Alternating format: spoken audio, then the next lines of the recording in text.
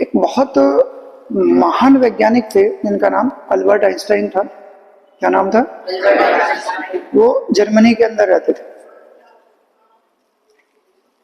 सन 1905 की बात है।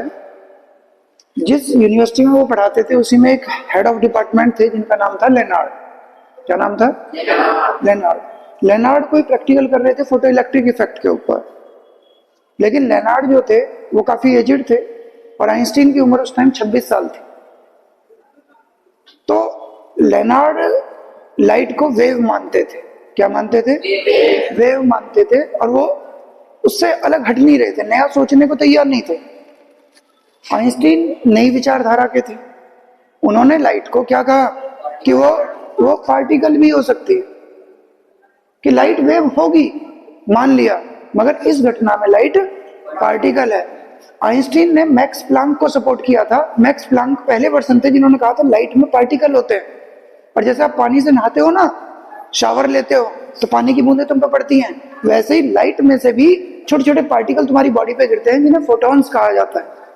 तो फोटोन नाम आइंस्टीन ने दिया था, और पार्टिकल से मिलकर लाइट बनती है, प्लांक ने कहा था। तो आइंस्टीन ने प्लांक को सपोर्ट किया था। और फिर पता क्या बोला उन्होंने आइंस्टीन ने, कि लाइट की नेचर कैसी होती है? डुअल होती है।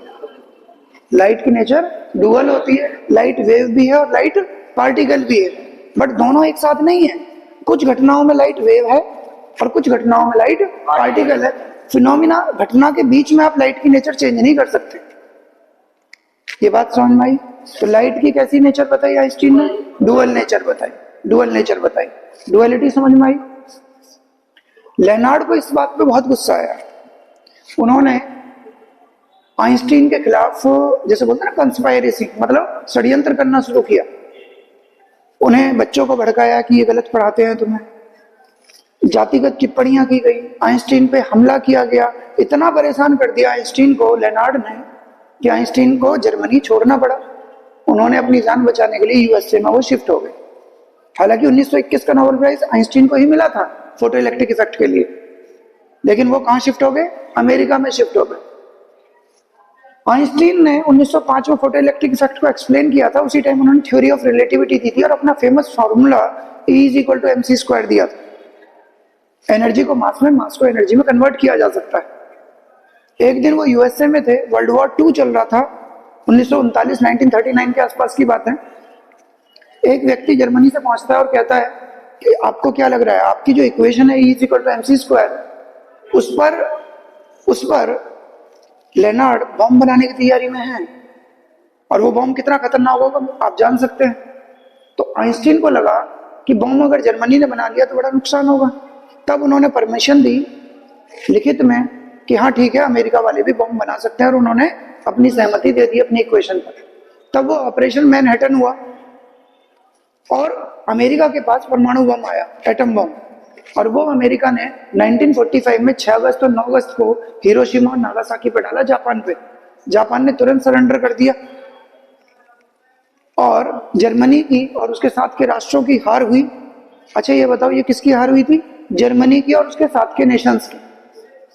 अगर आइंस्टीन जर्मनी में होते तो ये बॉम्ब जर्मनी में बनता और अमेरिका पे डलता। पावर का ही ट्रांसफर हो गया। आज आप देखते हो कि सबसे शक्तिशाली साइंटिस्ट मोस्टली जो दिखते हैं वो कहाँ के दिखते हैं? अमेरिका के, वरना कहाँ के दिखते? तो लेनार्ड की एक छोटी सी भूल इतनी भारी हुई मानव जाति के लिए कि इतिहास ही बदल गया। तो कभी भी किसी अक्लमंद इंसान का मजाक नहीं उड़ाना चाहिए, उसे अपमानित नहीं करना चाहिए। दूसरी बात, 1924 की बात है। वही वैज्ञानिक आइंस्टीन की बात को बहुत ध्यान से सुन रहे थे। कौन? De Broglie. उन्होंने कहा कि डुअल नेचर केवल लाइट में ही नहीं होती। अरे जो चीज अच्छी खासी वेव है वो पार्टिकल हो गई, जिसमें पार्टिकल की कोई प्रॉपर्टी नहीं थी, फिर भी वो पार्टिकल हो गई। तो उन्होंने सोचा कि जो मटेरियल पार्टिकल होते हैं, जैसे इलेक्ट्रॉन, प्रोटॉन, न्यूट्रॉन, सब एटॉमिक पार्टिकल जो एटम के अंदर रहते हैं, उनमें पार्टिकल वाली प्रॉपर्टी है। उन्होंने और ध्यान से स्टडी की तो देखा उनमें वेव प्रॉपर्टी भी पाई गई। मतलब जो चीज पार्टिकल है उसमें वेव नेचर भी पाया गया। तो उन्होंने कहा not only light but also material particle during motion show wave nature. वो भी क्या करते हैं? डुअलिटी शो कर रहे हैं। और अगर बच्चों आप देखोगे तो duality is the law of nature. हमें भगवान ने 2 हाथ दिए, दो आंख दी हैं, दो नाक में छेद दिए हैं, आप देख सकते हो दो पैर दिए हैं, जितनी भी बॉडी के अंदर पार्ट्स हैं मोस्टली दो हैं, तो duality is the universal law. Duality बहुत अच्छी चीज है। फिर आपको लग रहा होगा sir day to day life में हमें देखने को क्यों नहीं मिलती डुअलिटी? तो वो कह रहे हैं देखो हमें मैक्रोस्कोपिक मोटे मोटे से ऑब्जेक्ट्स या जो भी चीज आपको मिलती है डे टू डे लाइफ में वो सब कैसी है? मैक्रोस्कोपिक है। कैसी है? मैक्रोस्कोपिक। तो जब चीजें बड़ी होती हैं तो वो एक ही प्रॉपर्टी शो करती है। जैसे बड़ा मैक्रोस्कोपिक ऑब्जेक्ट पार्टिकल है तो पार्टिकल ही है, लेकिन जब उसका मास कम होता जाएगा, हम सिंगल एटम और उसके अंदर के इलेक्ट्रॉन प्रोटॉन पे आएंगे तो इतना मास कम हो गया कि अब धीरे धीरे उसमें वेव नेचर वाली प्रॉपर्टीज ज्यादा डेवलप होने लगी। बात समझ में आई? डुअलिटी तो बेसिक लॉ है किसका? नेचर का।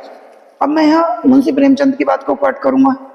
मुंशी प्रेमचंद ने क्या कहा था कि मनुष्य जो होते हैं उनमें पुरुष और स्त्री तो होते हैं, लेकिन पुरुषों में थोड़ी पशुता पाई जाती है। ये बात प्रेमचंद जी ने बोली, जिसे वो पुरुष चाह के भी नहीं छोड़ सकते। फिर आगे उन्होंने बढ़ाया कि दया, करुणा, वात्सल्य, स्नेह ये कुछ ऐसे गुण हैं जिन पर हमारी सृष्टि टिकी हुई है, और ये सारे गुण जो हैं वो किसके गुण हैं? स्त्रियों के गुण हैं।